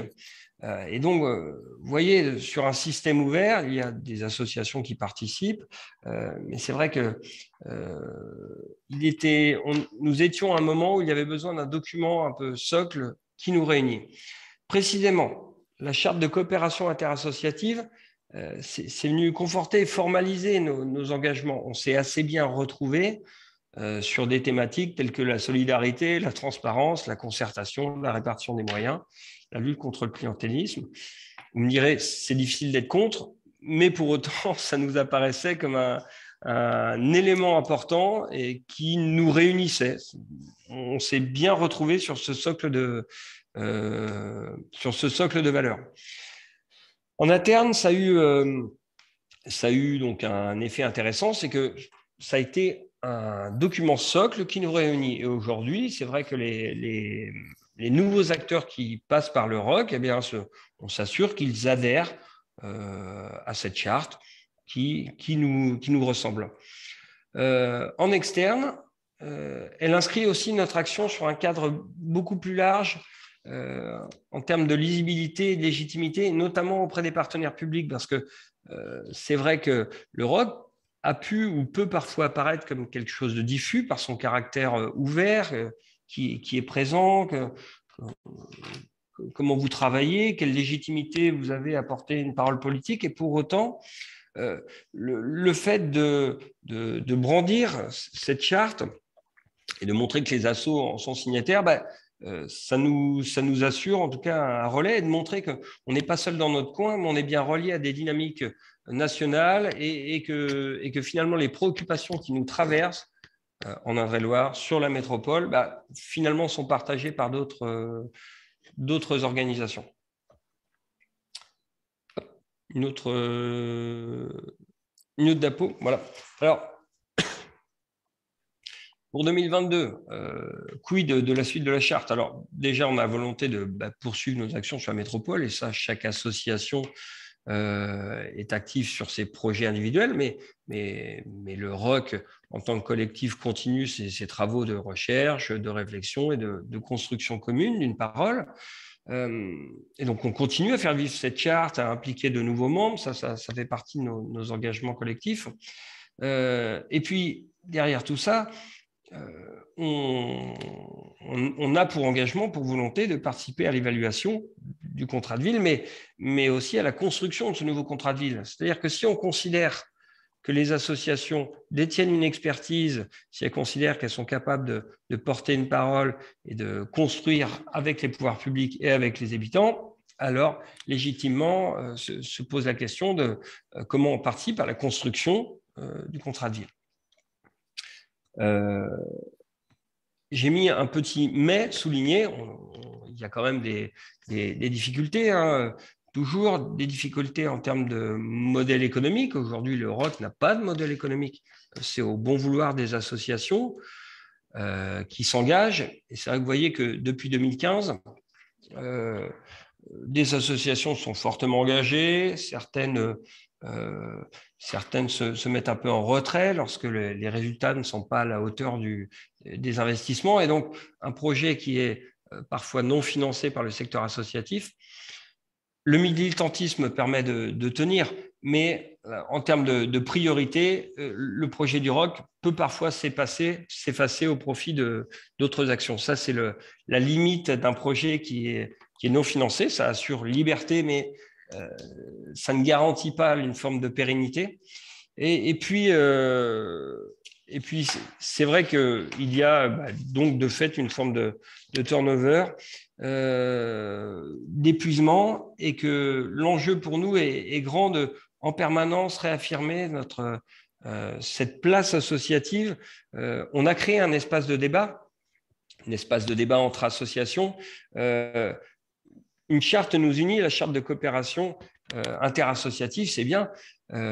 Et on pense que la coopération doit s'élargir et que c'est ce que nous sommes en permanence et en construction permanente, que c'est une charte de coopération associative, mais aussi État et collectivité qui est l'essence d'une politique de la ville, et c'est bien vers là que nous tendons.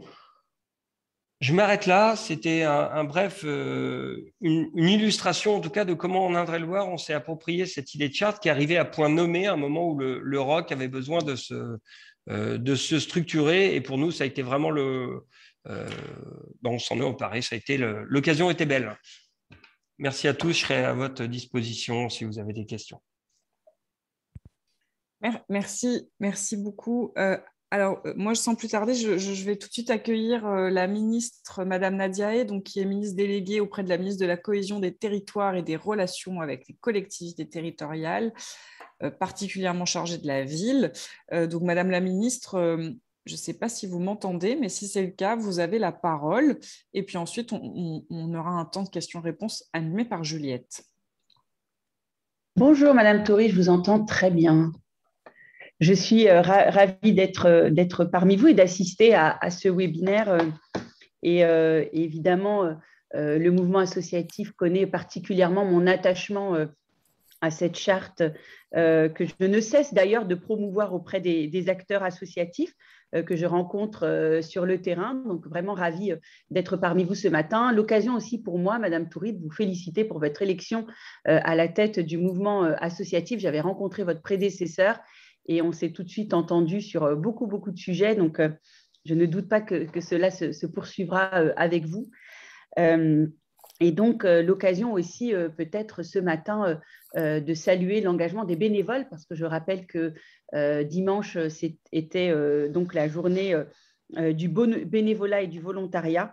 Et j'ai vraiment une sincère pensée pour toutes et tous ces bénévoles qui, au quotidien, font vivre le tissu associatif dans nos territoires.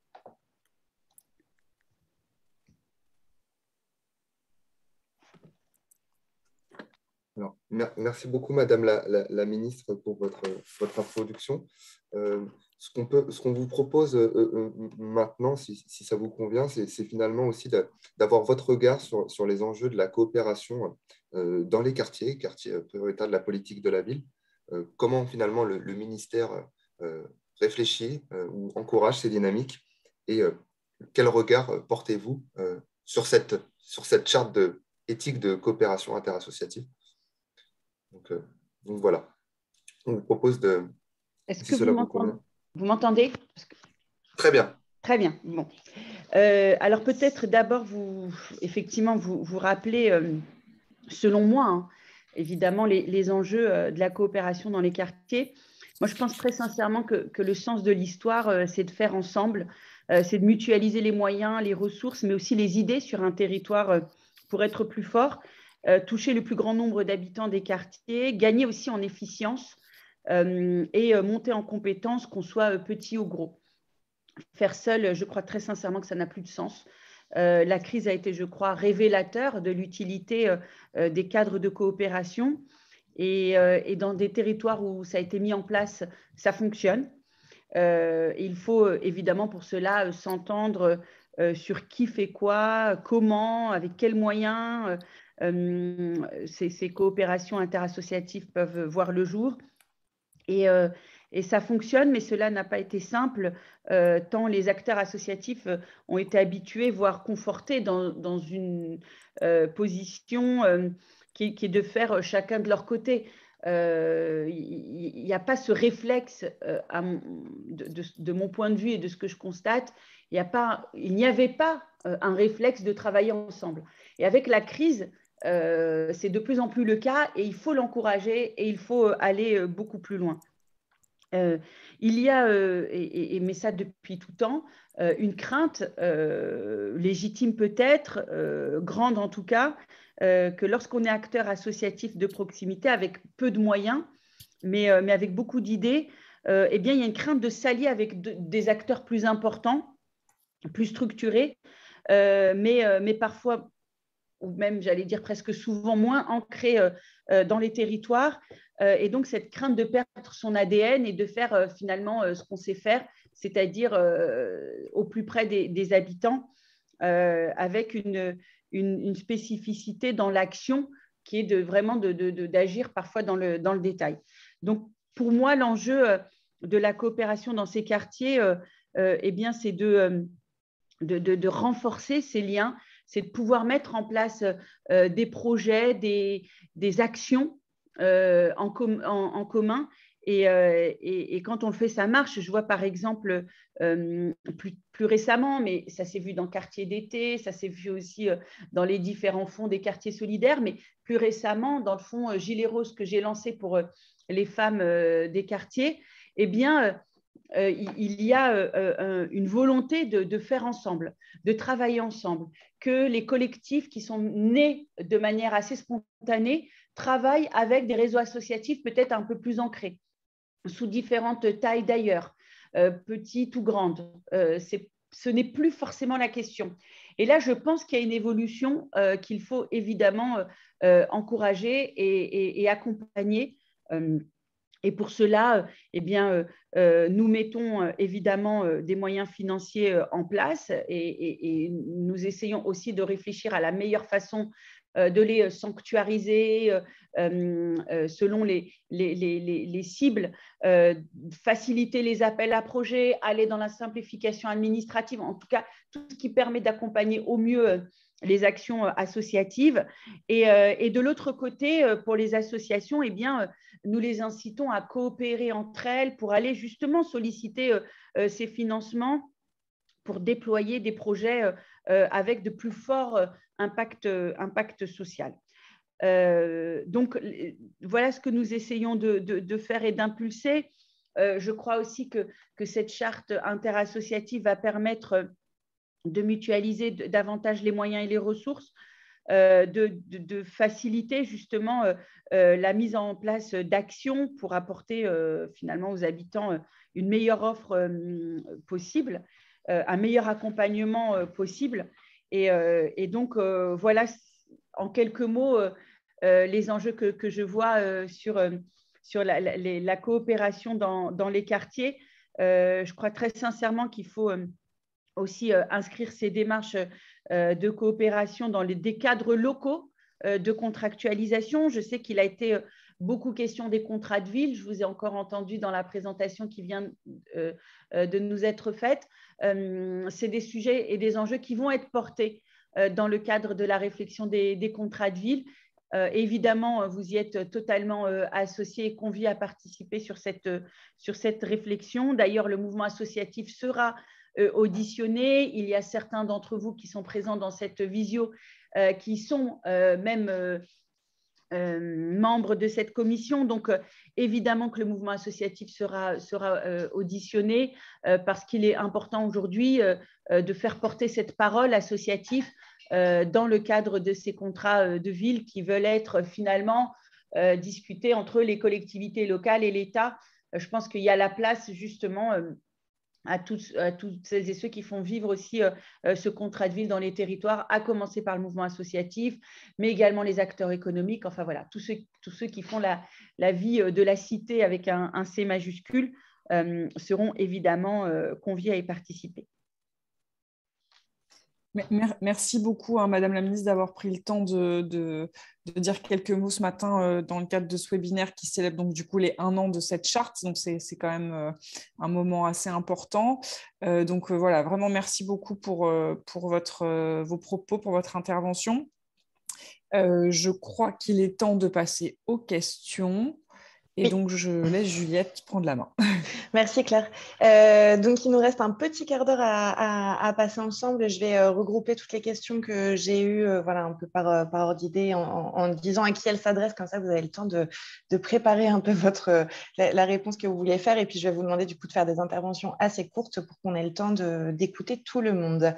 Donc, Tariq, Claire, les premières questions, je vais vous les adresser. Donc, il y en a 2. Il y a eu à plusieurs reprises des questions autour de savoir si une entreprise au niveau local pouvait également être signataire de la charte. On est sur une charte interassociative, mais il y a aussi des entreprises qui contribuent à la coopération au niveau local. Donc, est-ce que ces entreprises peuvent être signataires?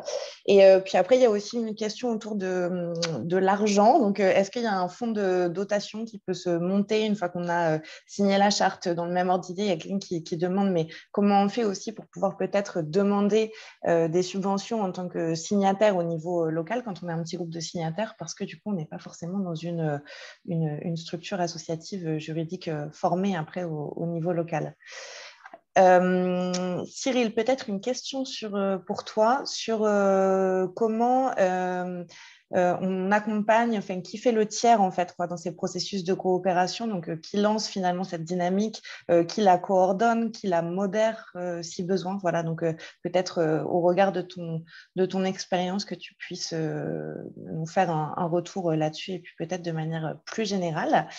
Et Madame la Ministre, pour vous, j'ai des questions autour des appels à participation, des appels à projets. Donc, le premier, c'est une participante qui fait remarquer que voilà, les appels à participation, c'est bien, mais qu'on passe beaucoup de temps à écrire les projets, que ce n'est pas forcément le moyen qui permet derrière de pérenniser les actions. Et une autre question, toujours sur les questions financières, le nerf de la guerre. Comment est envisagé un meilleur soutien financier aux associations qui agissent sur des territoires où l'État est peu présent, avec des financements annuels qui ne sont pas possibles pour accompagner les habitants et favoriser les inter-associations? Voilà, donc d'abord, Claire et Tariq, si vous voulez bien vous lancer.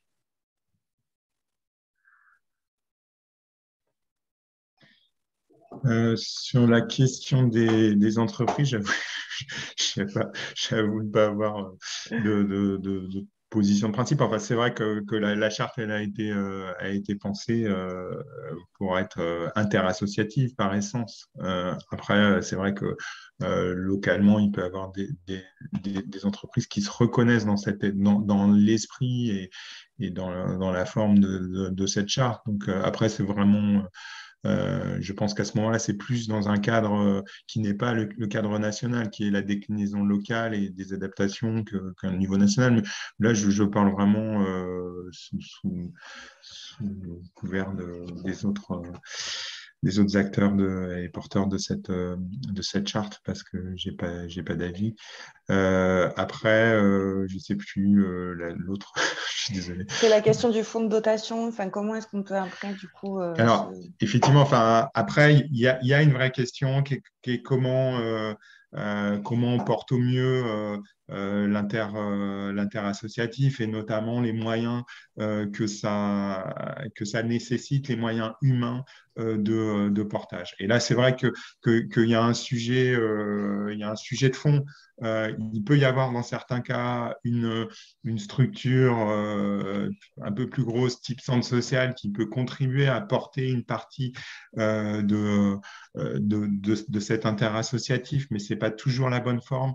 Je crois qu'il faut inventer localement des formes de coopération qui permettent ce financement. Ce n'est pas toujours le cas. C'est vrai qu'il y a une question fondamentale de l'animation de cet interassociatif, et c'est vrai que nous, on est pour qu'il y ait un renforcement des moyens qui permettent d'animer sur les quartiers politiques de la ville. Tout à l'heure, on parlait de l'expérimentation de l'animation territoriale citoyenne, et quand on dégage des moyens d'animation territoriale sur des territoires, on voit que ça produit des choses énormes autour de justement une véritable coopération interassociative, mais aussi plus large avec les acteurs publics. Donc il y a cette question réelle du financement à traiter, c'est évident. Après, quelle structure est en mesure de le traiter? C'est vrai que voilà, c'est pas toujours évident. Merci Tariq. Claire, est-ce que tu veux compléter, réagir? Non, merci Tariq, parce que c'était très complet. Après, sur la question des entreprises, moi aussi, je sèche un peu parce que c'est une charte interassociative. Après, il me semble qu'on a quand même, je ne sais pas si les entreprises ont vocation à la signer. Par contre, je pense qu'on a intérêt à ce qu'elle soit portée globalement, massivement, cette charte. Donc voilà, c'est une charte interassociative qui a vocation à rayonner. Voilà, je dirais ça surtout. Merci. Du coup, il y a une question qui m'interpelle aussi qui dit: si nous ne sommes pas signataires de la charte, est-ce que les associations seront financées? Alors oui, évidemment, c'est une charte du coup lancée par les structures qui ont été présentées dans le cadre du collectif tout à l'heure, qui est une initiative associative, et c'est plus un outil dont on souhaite que les associations et d'autres potentiellement, donc comme les entreprises, on m'a demandé aussi si les centres sociaux municipaux, il y a la question de l'éducation nationale, si tous ces gens-là peuvent être signataires. Il semble en effet que c'est dans une dynamique au niveau local, ça fait sens et c'est intéressant. Voilà. Et après, c'est un outil dont on invite les gens à s'emparer, les acteurs au niveau local, pour commencer à discuter et poser les bases d'une coopération.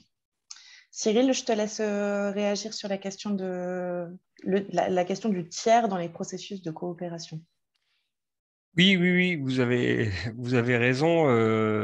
C'est tout l'enjeu et c'est l'enjeu qui nous traverse localement en Indre-et-Loire sur le ROC, le réseau ouvert de la coopération. À noter quand même qu'il y a d'abord une démarche volontariste des associations et des organisations, parce que les associations ont des projets politiques, projets associatifs et la plupart sont engagés vers les habitants. Donc, c'est pas rien de le dire. C'est d'abord parce qu'ils ont cette ambition. Dans les faits, ça se traduit comment? Ça se traduit par un pilotage qui est partagé. Il y a un petit groupe pilote de 5-6 associations qui sont un peu plus engagées que les autres, en tout cas qui portent ce pilotage. On va retrouver majoritairement tout de même des associations employeuses qui sont fortement ancrées dans les quartiers. Je pense aux centres sociaux. Et ID37 est aussi engagé, c'est l'association que je représente aujourd'hui, est aussi engagée parce que nous portons d'autres dispositifs de l'appui de la vie associative, comme le DLA, dispositif local d'accompagnement. Nous sommes point d'appui à la vie associative, etc. Donc, c'est tous ces dispositifs et notre engagement qui fait qu'on participe à ce pilotage. Et puis, il faut un animateur. Et là, la question est éminemment importante. Il y a une forme de cooptation, en tout cas, qui a positionné ID37 comme l'animateur par sa place en Indre-et-Loire et son engagement sur les différents dispositifs d'appui à la vie associative. Ce rôle d'animateur, de fait, est sans financement de fonctionnement. Alors, ça demande un positionnement, la politique du conseil d'administration qui choisit d'occuper cette place. Encore faut-il que ce soit une priorité. Et donc, on arrive à la question du modèle économique. Est-ce que par militantisme, on est capable d'occuper cette place et de s'engager, ou est-ce qu'il faut assurer un fonctionnement avec un modèle économique associé? Depuis quelques années, le choix est plutôt fait de tenter de consolider le modèle économique, c'est-à-dire de tendre vers une forme de professionnalisation de l'action. Pourquoi? Pas pour figer l'action, mais pour l'inscrire dans une pérennité et une solidité, notamment dans le jeu de relations avec l'État, avec la métropole, avec les communes, pour inscrire dans la durée. Sans modèle économique stable, j'ai bien peur qu'on est dans un essoufflement un peu permanent et à juste titre. Ça, c'est notre parti pris.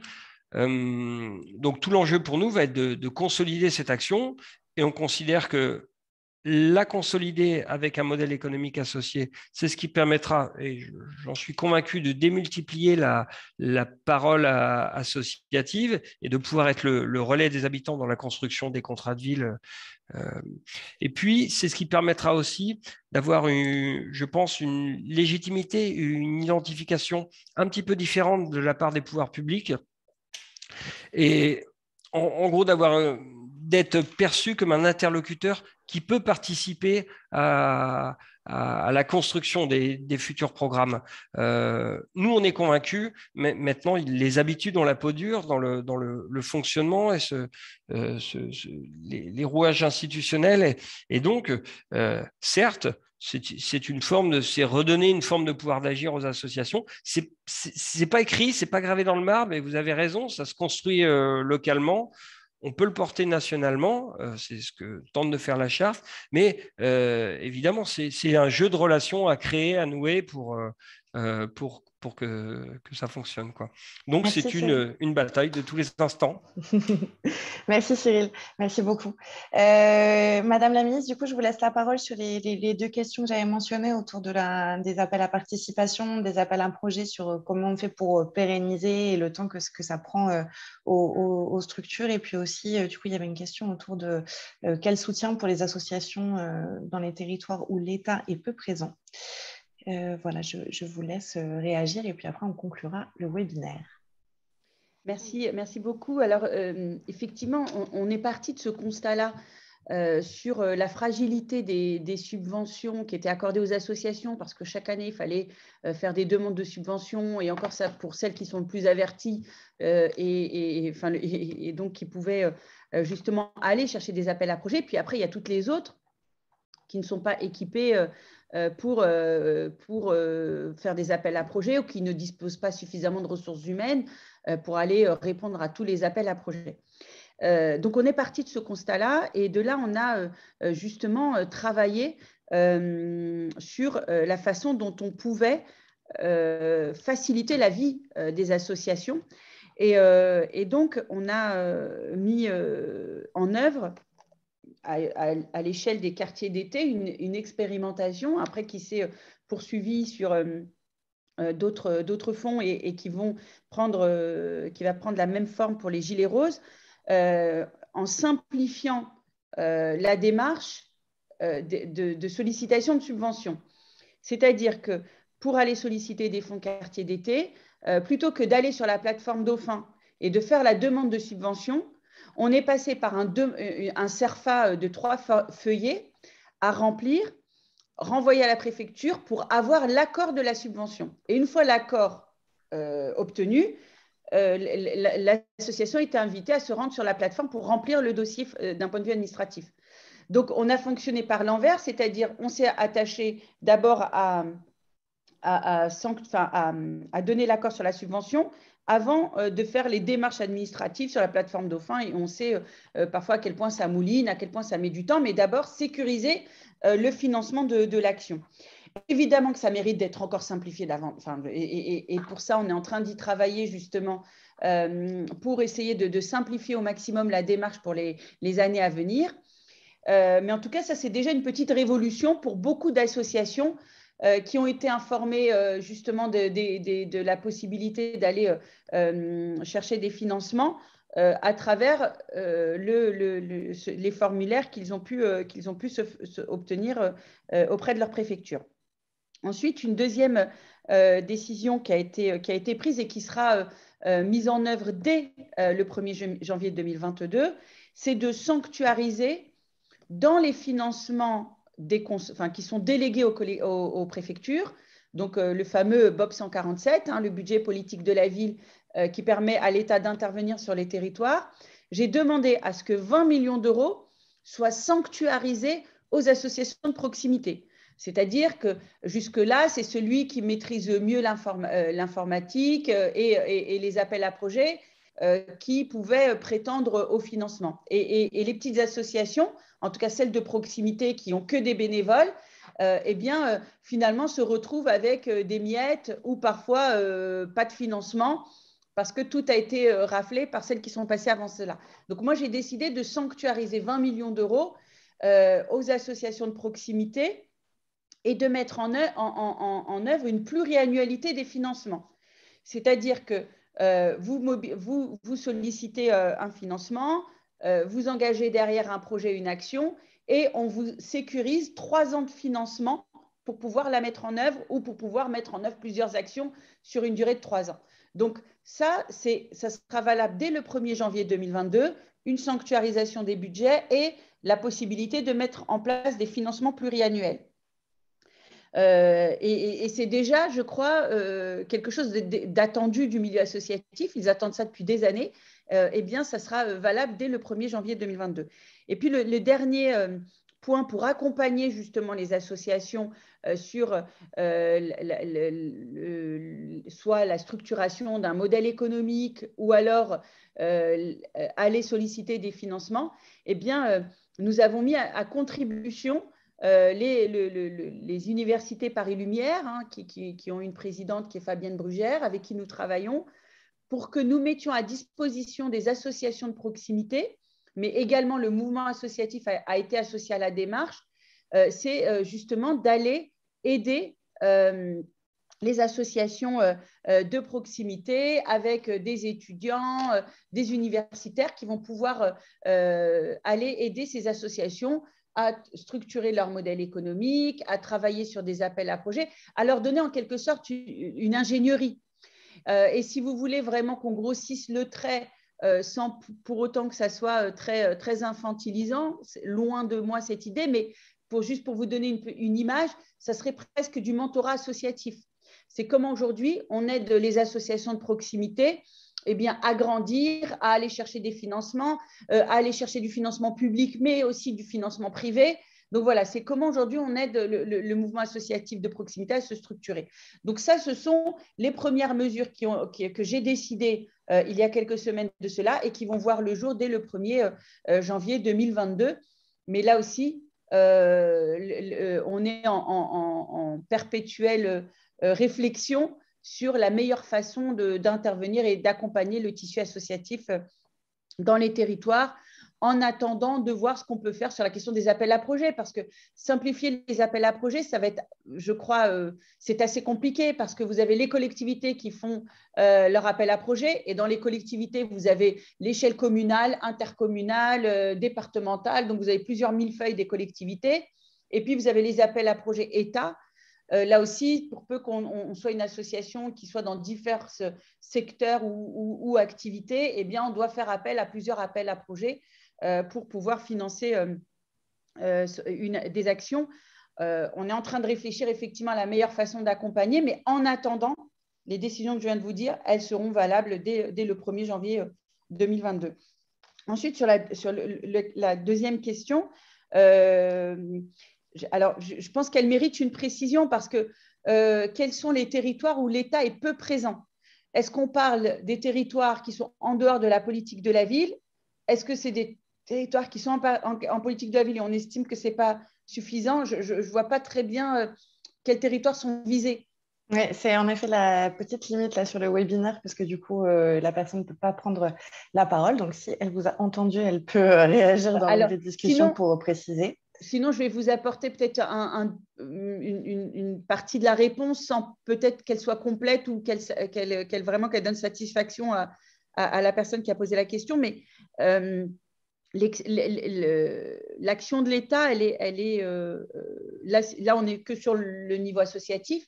Elle est en fonction justement des territoires. Et pour ma part, au ministère de la Ville, j'interviens dans les quartiers en politique de la ville. Donc, c'est 859 communes en France, 1514 quartiers, que ce soit une zone urbaine, périurbaine ou rurale. Donc, on est sur tous les territoires, mais ça concentre effectivement 859 communes. Ensuite, sur les différents fonds que j'ai lancés, notamment à travers le fonds quartier solidaire ou quartier solidaire jeune, j'ai demandé aux préfectures d'aller cibler aussi des associations qui n'étaient pas du tout connues, qui n'étaient pas du tout financées par l'État. Donc, et la deuxième chose que j'ai demandé, en plus effectivement des priorités ciblées par ce fonds, c'est de travailler aussi avec des associations qui n'étaient pas forcément implantées en quartier, politique de la ville, mais qui intervenaient dans les quartiers ou qui créaient des actions de mixité entre les quartiers, entre les territoires. C'est-à-dire, je prends un exemple, j'étais à Narbonne il y a quelques mois, et avant l'annonce de quartier solidaire jeune, et j'ai demandé au préfet, puisque Narbonne est la ville centre, si je puis dire, est entourée de villes rurales. En plein milieu d'une zone rurale. Donc, j'ai demandé à ce qu'il y ait des actions entre les jeunes qui étaient en milieu rural et les jeunes des quartiers en QPV, et de faire des actions ensemble pour, là aussi, participer à la mixité dans ces territoires.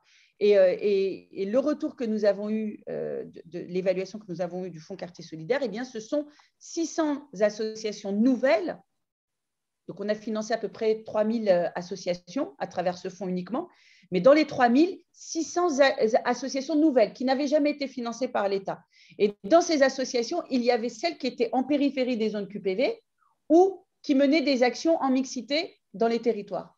Donc voilà, si ça peut répondre à la question sur là où l'État est présent ou peu présent.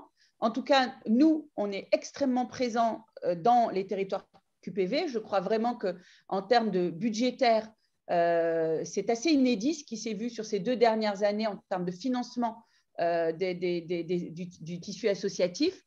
Et en plus de ça, dans cette augmentation des financements, eh bien, nous sommes allés chercher des associations nouvelles et de créer aussi davantage de mixité dans les territoires à travers ces budgets et l'action des associations. Voilà. J'espère avoir répondu à la question, mais bon, comme ce n'était pas très oui, c'était ça, du coup. C'est voilà. la personne a précisé en disant qu'il s'agissait bien des zones limitrophes, QPV, ZRR, enfin, voilà, qui rentrent. Alors voilà, donc il faut savoir que vraiment, et même on est en train de déployer toutes les offres mobiles. C'est-à-dire que moi, j'ai des associations aujourd'hui qui viennent me voir pour me demander de financer des bus mobiles, mais pour mettre plein de choses dedans. L'entrepreneuriat, des bibliothèques, on peut y mettre plein de choses, des cités éducatives. Donc, il y a plein de choses qu'on met dans les bus. Moi, je suis vraiment partisante de ça. J'y crois vraiment. Je suis convaincue qu'il faut aller multiplier ces offres mobiles qui, d'ailleurs, peuvent finalement se retrouver entre zones rurales, zones en périphérie des QPV ou en QPV, mais à condition effectivement d'avoir des actions qui sont en mixité des publics, si je puis dire. Mais vraiment, et puis même quartier d'été, je suis allée dans beaucoup d'endroits, eh bien, on a mis des quartiers d'été dans des zones rurales et on a fait venir des jeunes des quartiers. Et donc, c'est ce qui a permis aussi de faire bénéficier de ces temps, aussi bien aux jeunes en périphérie des quartiers et des jeunes des quartiers. Donc, mais ça, j'allais dire, c'est au tissu associatif d'être force de proposition là-dessus. Nous, on accompagne des projets et des actions. Et moi, tant que ça va vers de la mixité ou alors qu'on fasse que l'association n'est pas en QPV, mais qu'elle fasse pour les QPV, moi, je suis vraiment preneuse. Merci beaucoup, Madame la Ministre, pour avoir pris le temps d'intervenir aujourd'hui et d'avoir pris le temps également de répondre aux diverses questions. Je tiens à remercier également l'ensemble des intervenants, l'ensemble du collectif qui est à l'origine de la démarche et qui nous a permis aujourd'hui de réaliser ce webinaire. Donc, Aurélie qui est présente, Aurélie Gigorel qui est présente aujourd'hui d'Unicité, Bénédicte et Audrey de Passons-nous, Jean-François de la Ligue des droits de l'homme, Cyril d'ID37, Adrien de Bleu Blanc Zèbre, et bien sûr ceux qui ne sont pas présents aujourd'hui comme l'UFOLEB, mais qui participent activement au déploiement, à la promotion de la charte. Donc, on arrive au terme de ce webinaire. Donc, Monsieur El-Bouffarissi, je ne sais pas si parce que j'ai cru voir une question tout à l'heure sur les contrats de ville. Ah, oui. Est-ce qu'ils étaient prorogés d'1 an? J'ai la réponse si vous la voulez. Oui, autant pour moi. Allez-y. Juste, donc sur la prorogation des contrats de ville, il y avait un va-et-vient législatif entre le Sénat et l'Assemblée nationale. On n'a pas pu inscrire la prorogation au Sénat parce que les sénateurs ont décidé de refuser, enfin de rejeter tout le budget. Donc, on n'a pas pu faire l'ajout au Sénat. Donc, c'est l'Assemblée nationale qui va l'introduire. Et donc, il y a une volonté effectivement de proroger les contrats de ville jusqu'à fin 2023 pour permettre à la Commission de faire ses travaux, que tout le monde puisse nous remonter ses propositions et qu'on puisse vraiment travailler sur un beau projet et une belle loi, un beau projet de loi pour 2022. Voilà, c'est pour répondre à la question qui était posée. Merci beaucoup pour ces précisions. Donc, on arrive au terme de ce webinaire. Sachez que l'ensemble des ressources qui sont associées, donc la charte, les éléments associés, c'est-à-dire ce PowerPoint, etc., vous seront retransmis à la suite par mail de ce webinaire. Bien sûr, le replay sera accessible sur le site, sur la chaîne YouTube du mouvement associatif et vous sera retransmis par mail ultérieurement à ce webinaire. Et puis, je tiens à remercier, comme je viens de le dire, l'ensemble du collectif, Madame la ministre pour son intervention et les éclairages apportés. Et je vous souhaite à tous et tous une excellente journée et je vous dis à très vite pour un prochain webinaire. Merci à tous. À bientôt. Merci. Merci beaucoup. Merci beaucoup. Si.